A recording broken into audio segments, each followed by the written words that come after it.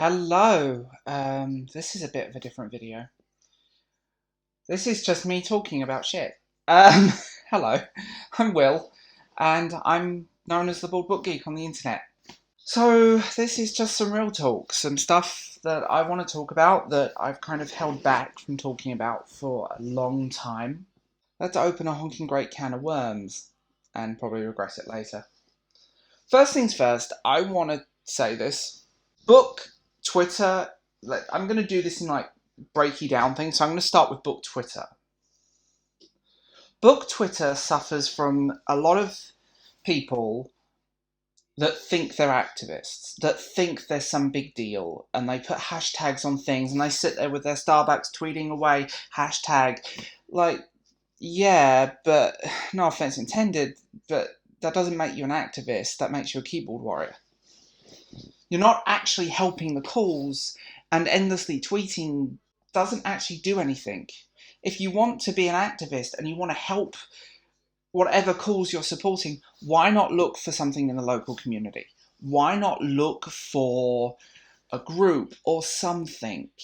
You know, be it mental health, volunteer for a mental health charity, even if it's just doing like an hour of IT work here and there, every little helps. Volunteer, actually go out there and do something with it. Get off the sofa, put your Starbucks down, leave your phone at home, and do something, rather than just tweet about it.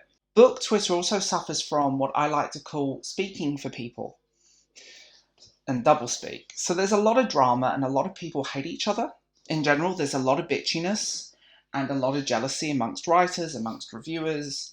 And it's basically like high school. You sit at one table, you do this, and I think Twitter has the problem is you can't really convey if someone, the irony and humour doesn't translate well, which I've learned, which sucks, but there it is.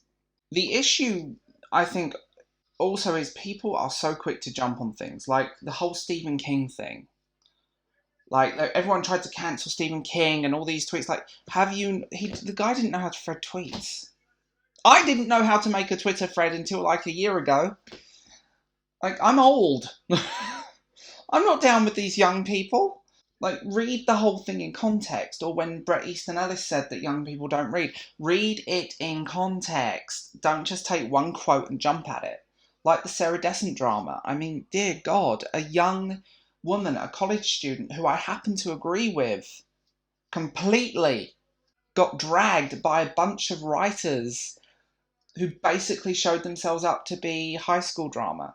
And there's a booktuber in the community that I cannot stand, and I'm not going to name names, I'm not all for this, but their endless tweet is just angry.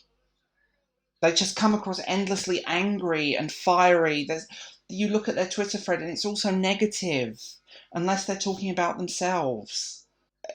I mean, I'm going to use my example, actually. I'm going to use a good example. Gay rights, gay representation in literature. This is very interesting. All the books that have been big and hyped up by the book community have been written predominantly by women, and they're aimed at women. They're not aimed at men. They're not aimed at other gay men. They're aimed at women. And they're written for women, by women. It's simple. Books by gay men get sidelined or bitched about. Straight women need to stop doing this. Stop. And actually, in general, white, heterosexual women need to shut up about gay rights, race rights, stuff. It's great to have allies, and I want to say that. It's all for you. Have allies. It's amazing. But please don't take the voice away from the people you are allied with. You are taking the voice away from the communities, the groups, whatever, that you are trying so hard to fight for. You are speaking for us, not with us. And you silence people who don't necessarily agree with you in that. There's so much blocking and backstabbing. Then the book community. Let's talk about Booktube. One thing I've learned about Booktube, especially as a cis white male booktuber, is I may be gay, but I don't fit the stereotype. So immediately, if you're not a flouncy flapping queen, you tend to get sidelined by the community, and also if you tend to be more of a stereotype, you get away with being a bit more basic and a bit more bitchy. I'm not going to name names again, but there's someone who is quite that, and it's all very annoying and fake, and I can't stand them. But, you know, I don't follow them, I don't watch their videos, I don't comment on their shit. I just let them get on with it, because that's what decent human beings do.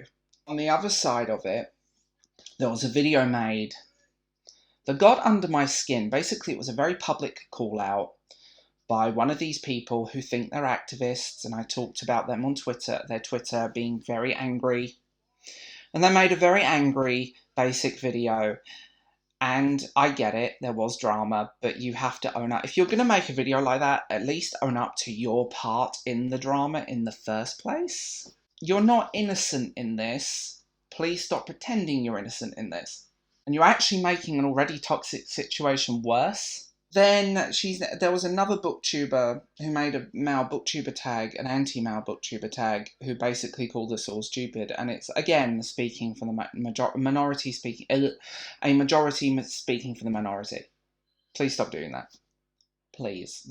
There's a great lecture. This this Japanese artist, was being lectured on cultural appropriation by a white woman. It's hilarious. And one of the funniest things you will ever see in your life. And that's basically what a lot of the book community is.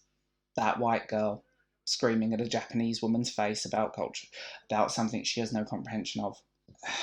The book community can be amazing. I've met some amazing people and I love them. I've made some great friends. In all honesty, sometimes I wonder why. I mean, and let's go personal here. I get one dislike on every video. There is a large percentage of this community that don't like me.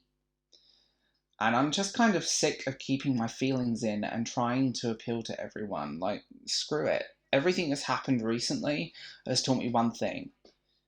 I don't give a shit what any of you think about me. And it's the most freeing thing ever. I have my friends, I have people that view, I have regular commenters and people that I genuinely adore.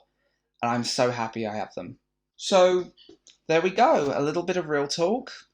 I'm going to get in trouble for this. I'm going to get subtweeted about, but fuck you. And I'll talk to you guys later. Bye.